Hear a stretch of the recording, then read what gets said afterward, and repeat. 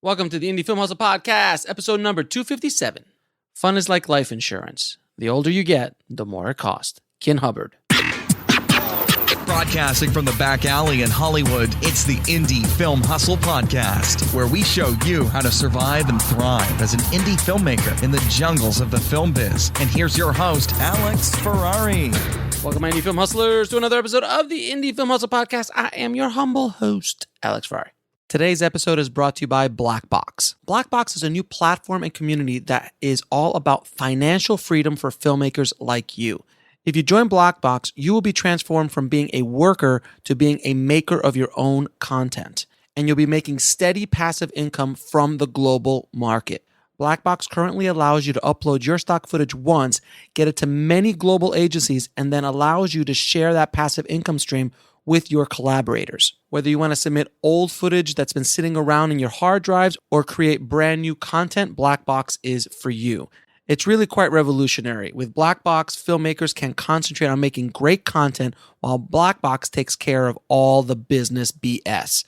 Just visit www.blackbox.global to find out more. Today's show is also sponsored by Studio Unknown. Studio Unknown is a crack team of audio post professionals known for quality sound on any indie budget. Whether you need a lush surround sound mix or a quick festival submission pass, Studio Unknown can help you with all of your post sound needs, from sound design and mix to Foley, ADR, and even a custom score.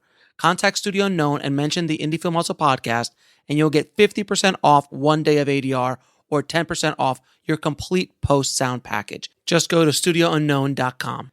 Now, guys, today on the show, we're going to talk about one of the most exciting topics in all of filmmaking, film and production equipment insurance. But I wanted to have our guests today, Kathrine Wong and Aylene Villarin from Athos Insurance, to come on the show and talk about insurance, about equipment insurance when you're renting gear, to workman's comp, to actual yearly policies versus monthly policies or just per project policies. You know, when I did On the Corner of Ego and Desire, I actually used their services for the equipment and some other insurance that we needed for the shoot. And I wanted to kind of, talk about it a little bit because it's something that no one talks about because it isn't the most exciting thing in the world to talk about. But when you don't have it, it can cost you tens of thousands of dollars. So as filmmakers and as entrepreneurs, you need to protect yourself and understand the world of insurance, especially in the indie world. And it's not as expensive as you might think. Now, full disclosure, I am not getting paid a single cent, nor was I given any special deals at Athos for them having them on the show. I actually reached out to them and I wanted to put them on the show because I think it's something that no one talks about. There's not many podcast episodes dedicated to production insurance and equipment insurance. So I wanted to have Kat and Aylene on to kind of demystify what insurance is and what we can do to make sure we're covered and protected when making our independent films, even on a micro budget. So without any further ado, please enjoy my conversation with Kathrine Wong and Aylene Villarin from Athos Insurance. I'd like to welcome to the show Kathrine Wong and Aylene Villarin from Athos Insurance Services. Thank you so much for jumping on, guys. Yeah, it's nice to be here. Yeah, thank you for having us.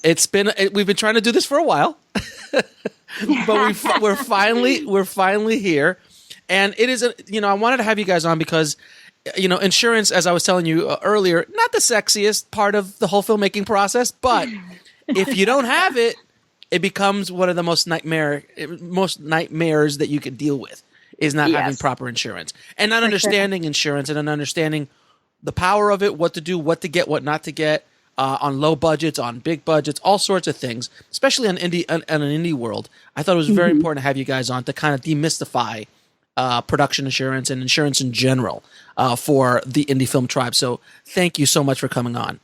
Yeah, Sure. Happy to be here. So how did you guys get into the wacky world of insurance? Ooh, that's Good a good question. Well, I'll try to make it brief, but I basically got into it by mistake. And that's how a lot of us get into it is, so I basically, when I was at UCLA, I worked for an insurance firm while I was going to college, and I got into it. I learned that they said it was a very lucrative industry. And I said, I'm going to give it a shot. And, all of my friends were going to business school. And I said, you know what, I have that degree, but I'm going to give insurance a try. Mm-hmm. And I can always do that later if I don't want to. And then I tried to sell insurance and it was really tough. But I said, I'm going to try to do something that's more niche. So I got into sports insurance, believe it or not, like skate park insurance. Nice. and then from that, I kind of just walked into more of the entertainment stuff, like cameras, production gear, through a really unique opportunity at one of the companies that I started at. And then from there, that's when I started to do gear rentals, insurance, and production equipment. And and it was just like a really wonderful opportunity. And that's how I got into production insurance. And once you do a niche, it's a really wonderful, great thing because people are then looking for you. So It didn't matter that, I looked like a child. So that's why it was really cool, because that was why it was really hard to sell insurance, because I look so young. It's been really great for me. I'm very fortunate. Me and my family, we've, definitely benefited from this career of mine. So, we love doing it and I love doing it. Yeah. So I used to be the youngest one in the room too. So enjoy it while you have it. One day I just turned around. I'm like, wait a minute. I'm not the youngest one in the room anymore. Damn.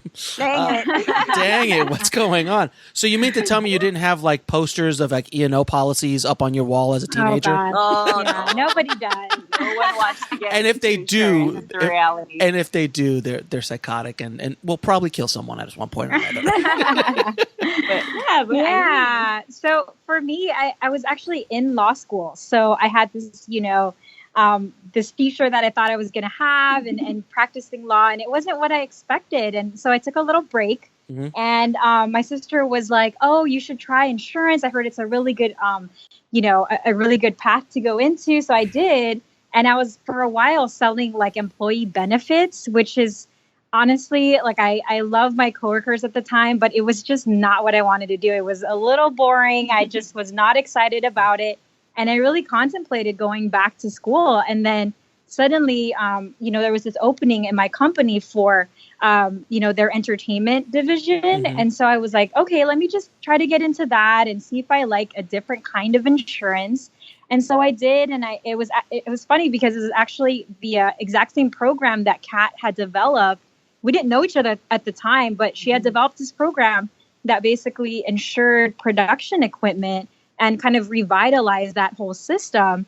And so people kept talking to me about Kat this, Kat Wong. Like, you guys, you remind me of Kat Wong. And I was just like, who is this Kat girl? Like, she's not here anymore. Like, this is my show now. And so it was pretty funny. And then, so I ended up, kind of inheriting that program and, grew it back to its glory days. And then eventually Kat and I met. And I mean, honestly, it was such a light bulb moment. And at the time, I just wasn't happy with the company that I was working with. Mm-hmm. But I knew that this was an exciting type of insurance that I was starting to become really passionate about. I loved meeting the people that were in the industry, and I just grew a passion for it. And then she was like, hey, I think you're doing really well. I'm starting this new company. Would you join me? And I was like, yes, let's do it. And it's honestly been a match made in heaven ever since. Yes. And I'm so thankful for her. I'm so thankful for Athos for giving me this opportunity. And we've just been able to grow this company together. And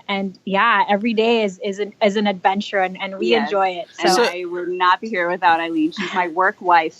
So basically you two crazy kids said, hey, we have a dream and we're going to make insurance for filmmakers. Kind of. Yeah, kind of. Yeah, I mean, it's a very hard, insurance is hard, I have to say. It's very complicated. Oh, and yes. So, especially, if people are coming to try to get protection for themselves, it's hard when you don't even understand what it's saying, right? So we're trying to kind of, simplify things. We're trying to make sure that when they have insurance requirements that people are giving them, that we're reading it and telling them, verbatim, this is what like you need. Mm-hmm. And then if they're like, well, I don't have the money for it, we're going to be like, okay, well, if you don't want to pay for it, this is what you're risking.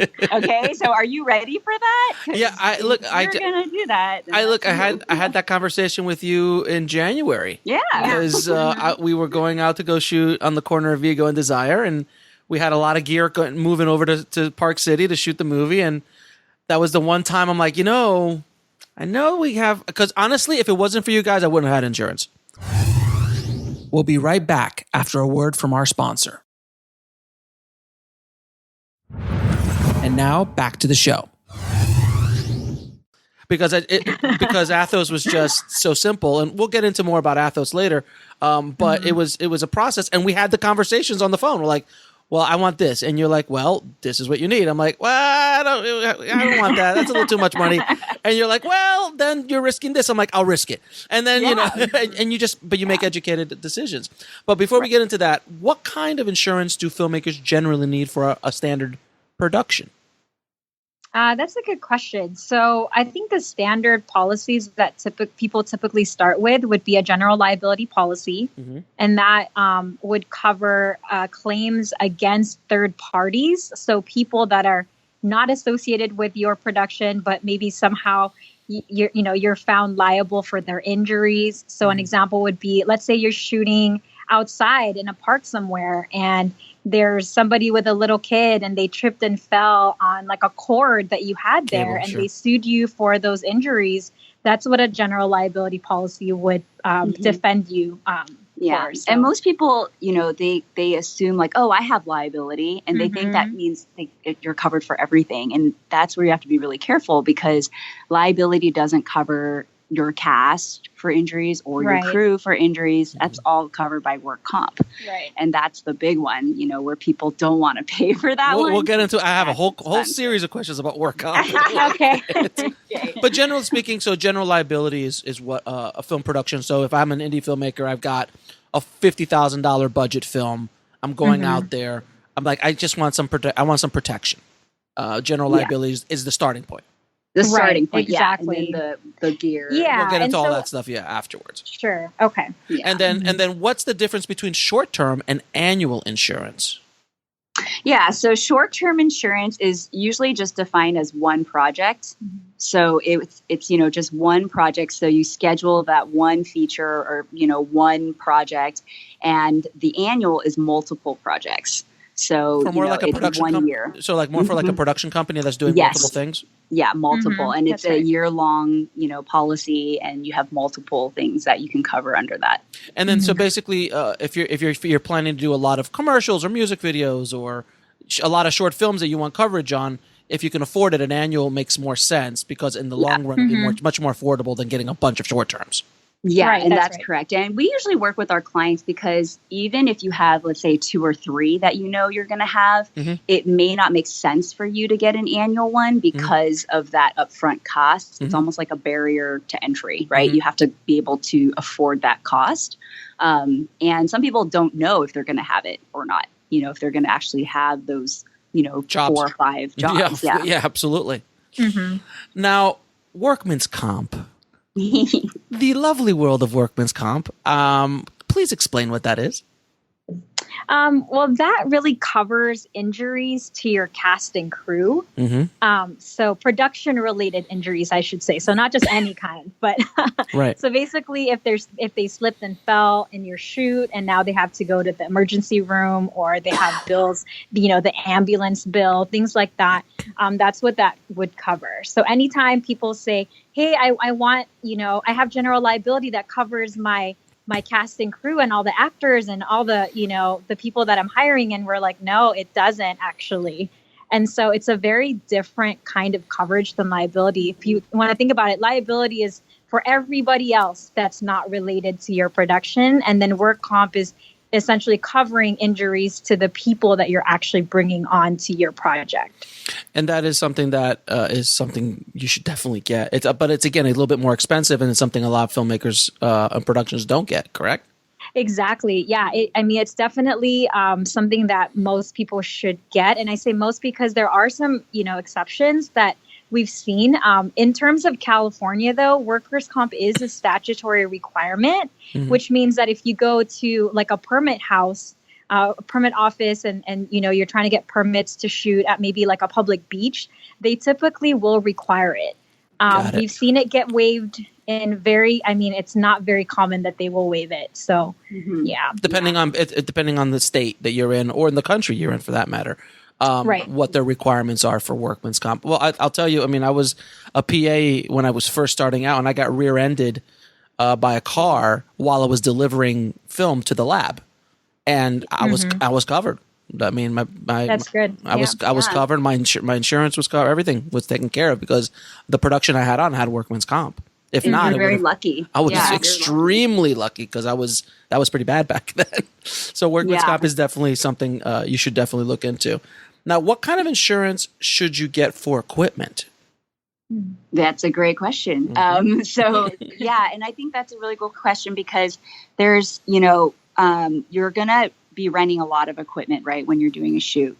So there's the gear that you're going to rent from the production rental houses. So you want to make sure you're covering all of that gear. And then also if you're hiring DPs, you want to make sure, even though they have coverage for their own gear, you're technically hiring these DPs as well. So you also want to make sure you're covering the value of the DP's equipment as well in the rented equipment.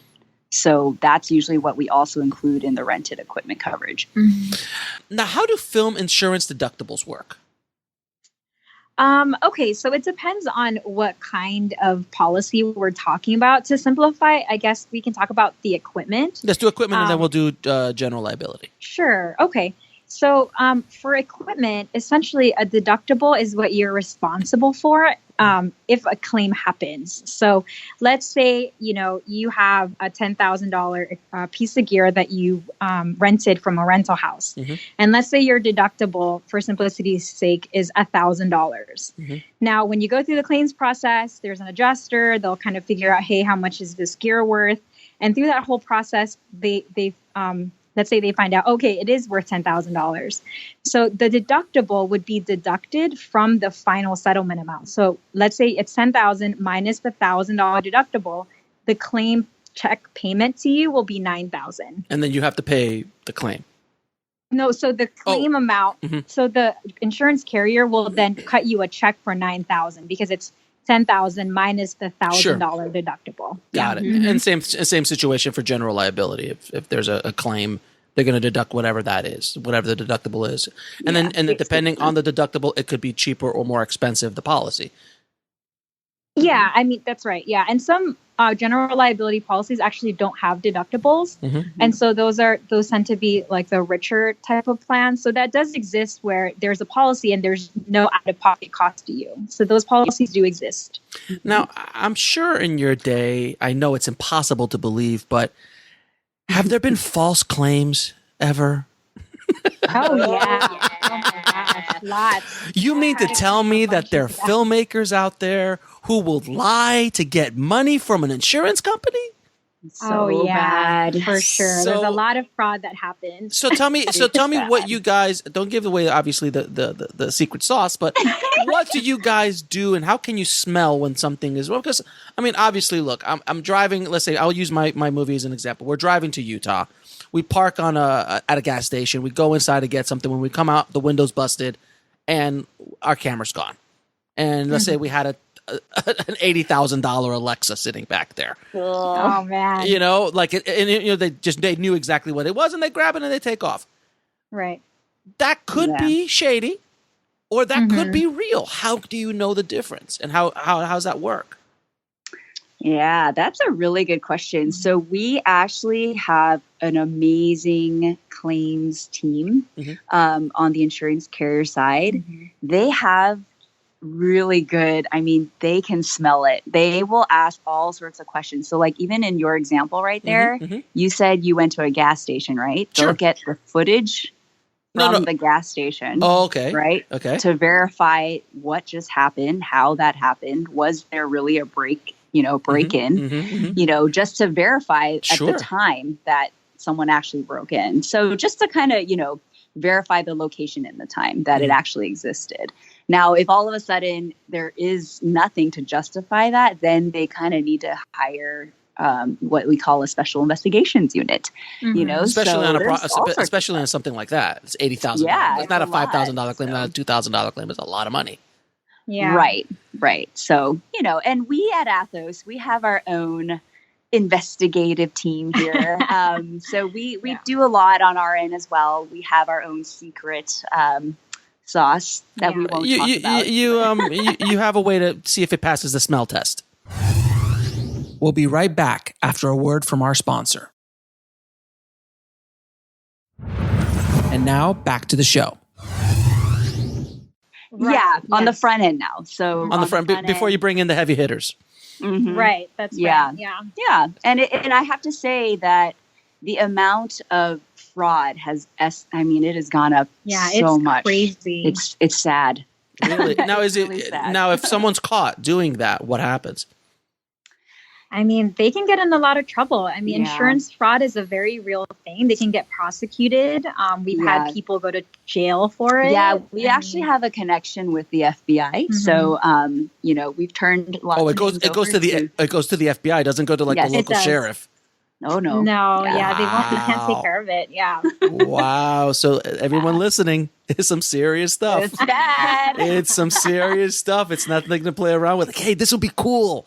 We'll just tell them that it got stolen. No. No, it's not a good thing. And honestly, sometimes it's like common sense. Like people can be kind of sloppy when they're committing fraud. I think. Like one you example, mean criminals are sloppy? No. Like one example that happened recently was this guy was like, "Oh, I was shooting over a bridge and my camera fell into the bridge and into the water below and I can't retrieve it. Now let's file a claim." So we had an investigator check, you know, okay, well, where's this bridge? Like, where's this creek below? And then come to find out through the investigation that, you know, it was a very kind of hot day. And so the gear, the camera that fell in the water, it probably fell in like 2 inches of water because the creek was kind of drying up at that time of year. And so they're like, "You mean to tell me it was like swallowed up by this 2 feet of water?" And he was like, "Yeah, it wasn't there." And so, you know, things like that where it's like, okay, I think if your camera fell in there, you could have retrieved it. You could have shown us, hey, look at this damaged camera. And so things like that where it's like, oh, this smells a little fishy. So we do get a lot of those. My God, that's ridiculous. I'm sure you have hundreds of stories like that. Oh yeah, lots. We can go on because I know my people and filmmakers sometimes. I've met many. I've met many. Now, the one insurance that's always a little bit, it kind of catches you by off guard, especially filmmakers, is E&O insurance or error and emissions insurance. Can you please demystify what that is and the necessity of it if you're planning to sell your movie to a traditional distributor? Yeah, so that's a really good question. So usually for errors and omissions, it's something that you're going to have to get if your film gets picked up by a distributor. So technically you don't really need it until you're getting picked up. So what that's going to cover is, the content of the film. So traditionally you would have, a clearance attorney kind of review all the stuff that you've put into the film. Did the Coca-Cola can get clear? Did you get the licensing? Did you get permissions to use all those things so that you don't get, hit with a lawsuit after you release it, publicly. So that's really what, that insurance is there for. And so that's what you really need. And all the things in your contract are going to lay out the terms of that insurance. So when we get, when people ask us for E&O insurance, we review those contracts really, really thoroughly to make sure it meets all the demands of the distribution agreement. And then that's when we help set it up for our clients. And again, it all depends, because I know a lot of people freak out about things in the movies, like, oh my God, there's a Coke can on the counter. I'm like, as long as the Coke can has not killed somebody, or you're doing something erratic with that Coke can, arguably it's okay to have it in there. But it depends on the scene. It's like a gray area. And this is from my experience over 20 years of doing this, and I've had this conversation many times with E&O people and with distributors. If someone's wearing a T-shirt, I'm like, well, if there's a logo on that T-shirt, is it cleared? Is it not cleared? Do are we going to have to go in with VFX and clean it out? Things like that. It's a weird thing. It's a weird thing. But if you don't get E&O insurance, and by the way, a lot of times too, I hear that, and it happened to me, that the distributor will pay for it. That they'll deal with the E&O insurance if they want the movie. Like one of our movies that we did, that's exactly what they did, because it was a very low budget movie. And they're like, oh, we'll take care of the E&O insurance. But a lot of times it's if you don't go out with, like, let's say you self-distribute a movie. With a lot of filmmakers listening right now are self-distributing their shows or their independent movies or things like that. If they don't have E&O insurance is just there basically to protect them from a lawsuit from Coca-Cola or from Apple because you used an iPhone on their, correct? Is that basically what it's there for? Yes. Yeah, that's correct. But I think also even the insurance carriers won't even give that policy unless there's also been like a clearance attorney that's also reviewed all the content too. Oh yeah, absolutely. Yeah. So as long as that's all happened, then that's really what needs to happen. This is the fun stuff of filmmaking. I'm telling you, this is the exciting stuff. And that's the funny thing is that filmmakers they'll spend $500,000 on their movie, $1 million on their movie. And if I've seen it happen that they like, what is E&O insurance? I'm like, are you kidding me? Someone gave you $1 million and you guys don't know what E&O insurance is. I know. And that's the sad part. And we're always the last part and they always rush us at the very end because it's like the one part they don't want to think about or the one part they didn't, want to budget for, I guess. And and that's fine. We're used to it now, but I think it's also very important that they also spend the time and respect the process of, the insurance part, because we're also equally important. Right. You're talking to a post guy. Are you kidding me? Like you're behind me and they run out of money with me, let alone for insurance. Are you kidding? They're telling me, they're like, look, we have no money for color or editorial. I'm like, well, you guys are just dumb. I'm sorry. I can't help you. Look, the girls down the block you're going to talk to in about 6 months are really going to give you a hard time. Yeah, and I think for us, it really starts with education. I mean, we work with a lot of film students, and I'm not sure. I've never been to film school, so I don't know, but how much focus they actually give on in terms of insurance and educating students. And so, we've heard none, honestly. Yeah. So I think every school is a little different, but at least the students that we work with, they're just like, what is this? What do you mean it costs this much? I only have $50 for insurance. And we're like, $50? What are you covering, a pen? Exactly. We're like, oh no, you're going to need more than that. So even just help with budgeting, like to learn how much to budget for insurance. I think that's like the type of education that I know we like to give to at least our clients. And most of the time they tend to be students. So there is no information about it at schools. There's no information because look, at the end of the day, it's not, I've said it a couple times in this interview. It's not sexy. It's not the fun stuff. It's not. You know what's also not fun? Like understanding how to construct a proper story.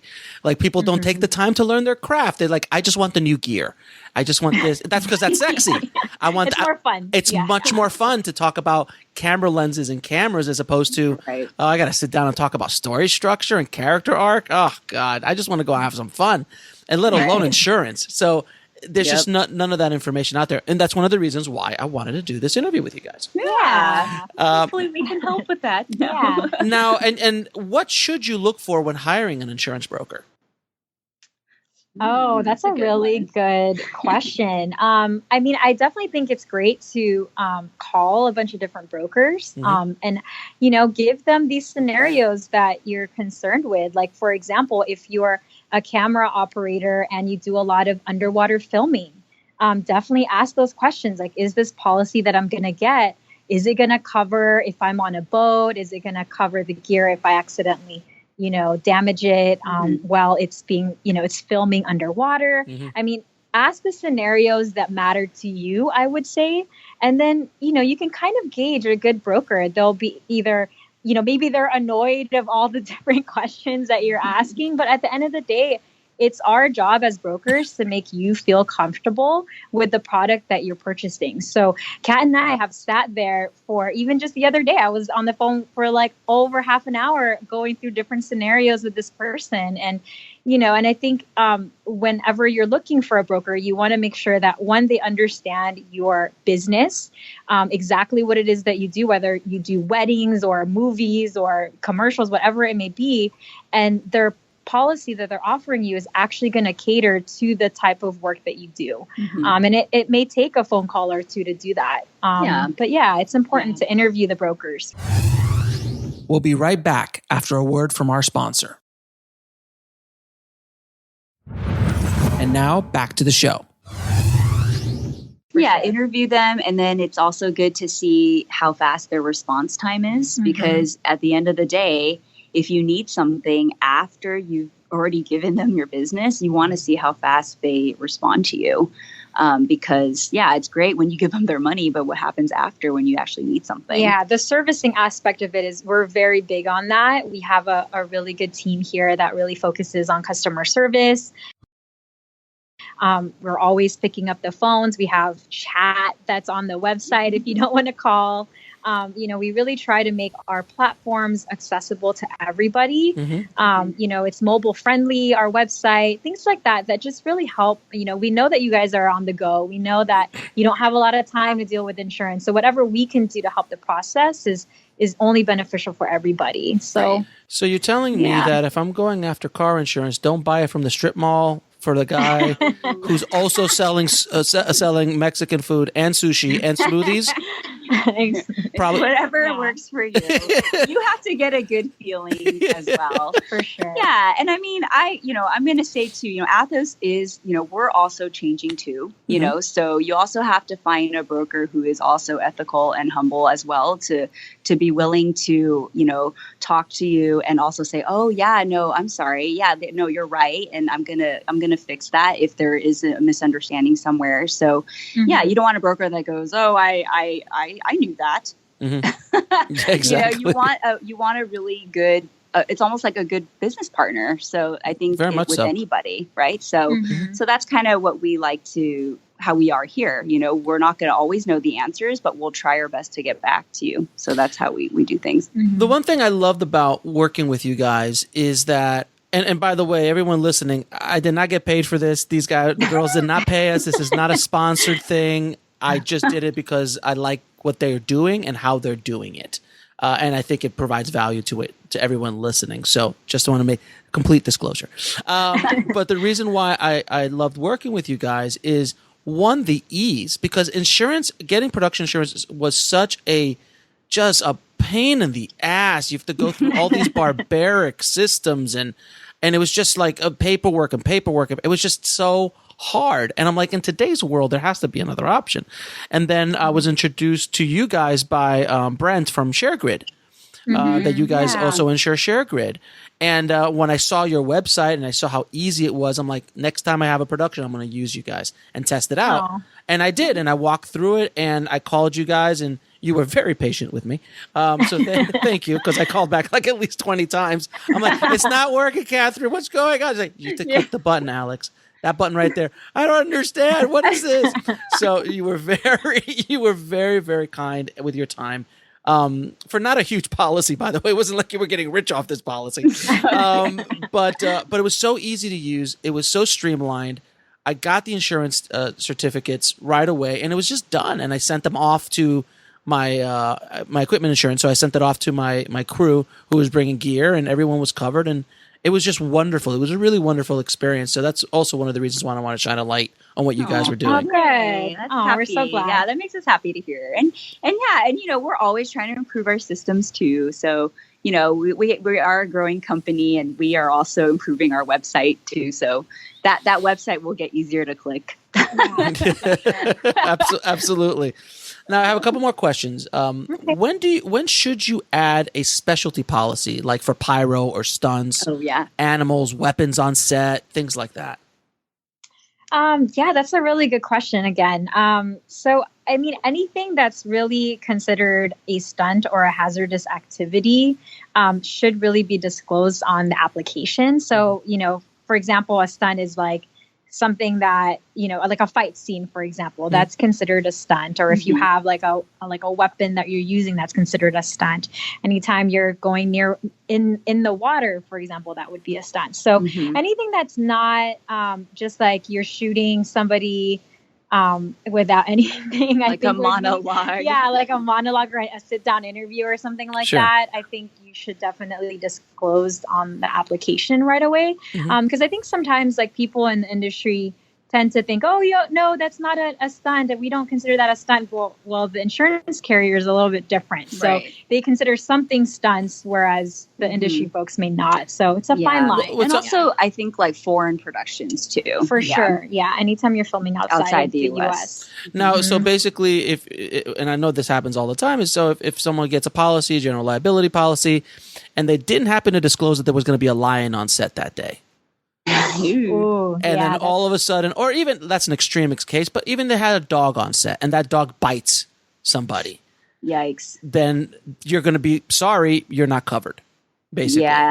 Yeah, because that's, you basically didn't disclose it. So now, if a dog happens to wander in, it's not part of the production. It's a different conversation. I mean, we can go into debates forever on this kind of stuff. That's different. Yeah, that's different. Actually, that happened not too long ago. We had a client. They did disclose it though, that they had a dog, and then that dog ended up biting one of, I think it was like a crew member.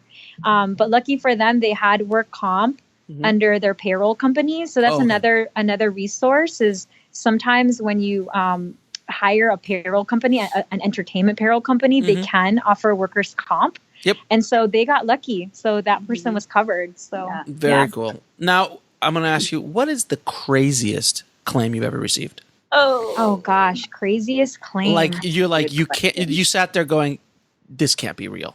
Okay, so I have one. Wow, that was quick. Sorry, that was I'm quick. like the claims person. The claims guru. So she is the. I don't even know if it's like the craziest, but the one that's like the recent craziest, I think, was like a head scratcher. Was somebody had like cut out a hole, it's almost like a fist size hole in a door, and it was like a perfect circle. And they claimed that somebody had like cut this perfect circle on the door and like reached in and opened the knob to their door and like stole all this gear.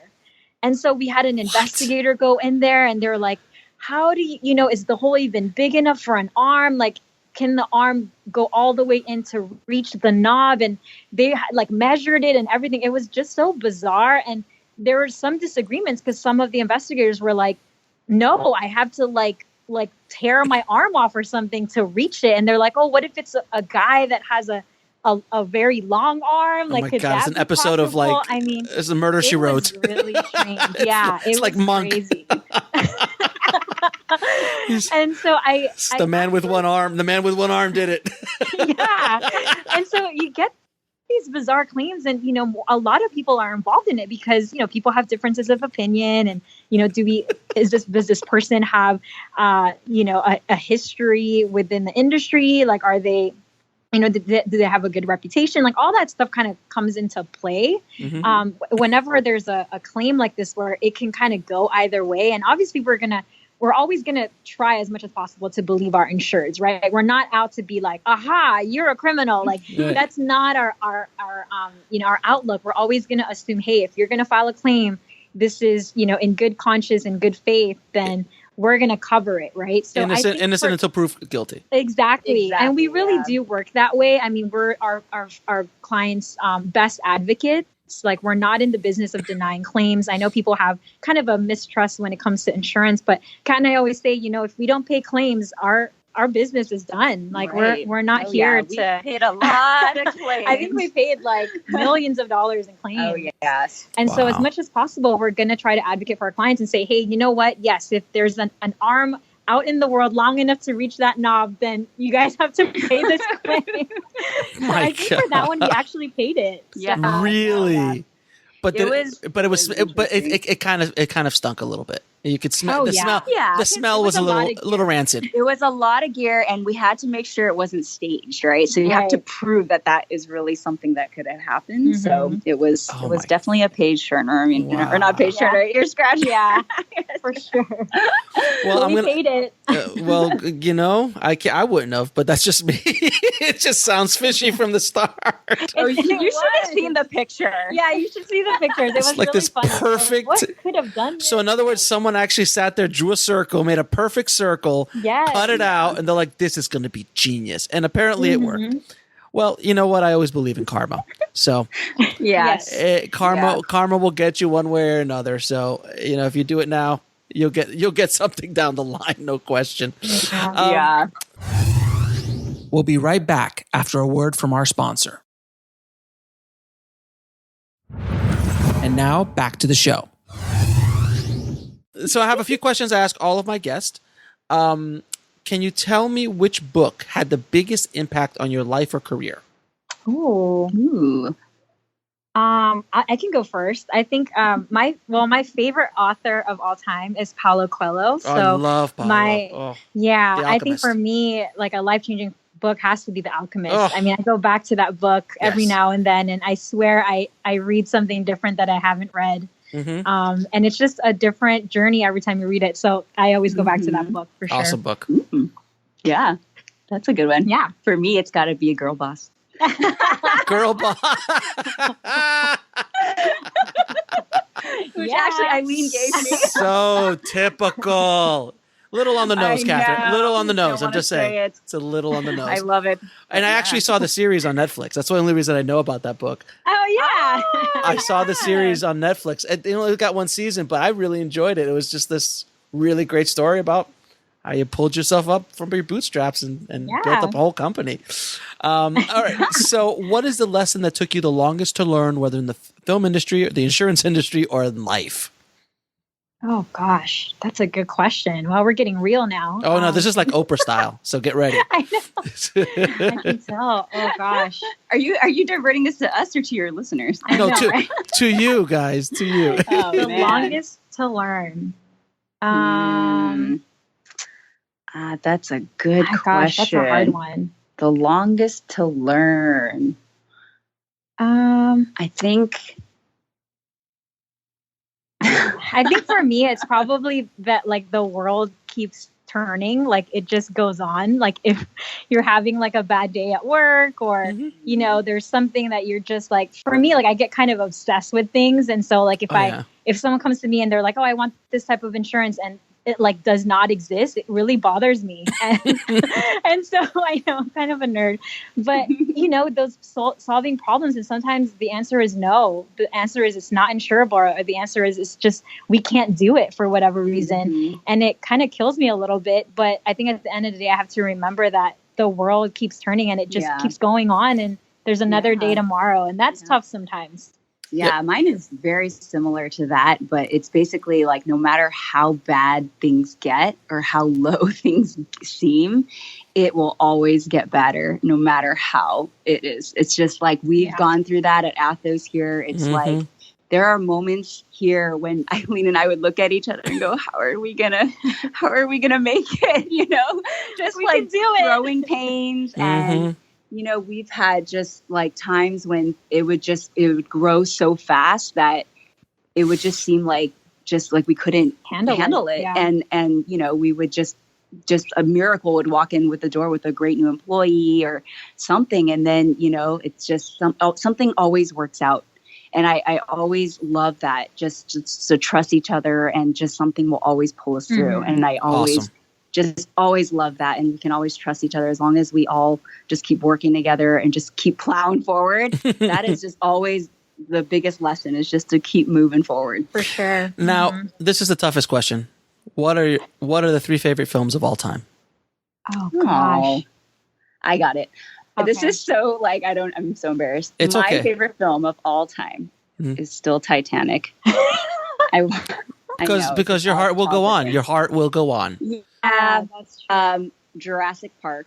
Okay. That was my childhood favorite. Sure. What's my third one? Okay, this is a really cheesy one, but it's like this show. I don't even know if it was in the theater. It's called Mrs. Eris Goes to Paris. Wow, never heard that one. And Angela Lansbury is like my childhood, like, I loved it. That's awesome. I love Angela Lansbury. Anyways, those are my three. Very cool. Oh, man. Okay. So mine would have to be The Godfather. Of course. I love all of them, though, so it's hard to pick. And then even three? You even say, like three? I do like three. Three is a tough one, but you have to have three, though. I mean, you have to have the trilogy. You can't have two. Though, I don't know. I would argue that Godfather 1 and 2 is one movie. And sure. and it was good enough to hold. But I enjoy parts of it. I don't know. I think three it has to be there too. I mean, it's not my favorite, but I think you have to have it. Okay. And then Beaches. That's also one of my favorite love that. I know. I like one summer I spent like my sister and I and watched it like 12 times and sat and cried. So Beaches, and then the other one has to be Clueless. I can't. I know every single word in that movie and can quote it. Every time I watch it, I have to stop and watch it if it's on TV. I'll tell you what. When I was in high school, I was working at a video store, and the movie that I rented constantly was Beaches. Like I would sell it. Not me personally. I would rent it to my. I saw it. I saw it. I teared up. I moved on. But I would recommend it constantly to people who would come in, and people were just bawling. Yeah. And then if I really didn't like them, I put Steel Magnolias right next to it. Oh, that's a good one too. Yeah. And you put both those movies, and just like, if you don't cry somewhere, you're dead inside. Yes. Oh man. Now that album is great too. Oh God, amazing. Now where can people find Athos? Our website is www.athosinsurance.com. And do you have social media?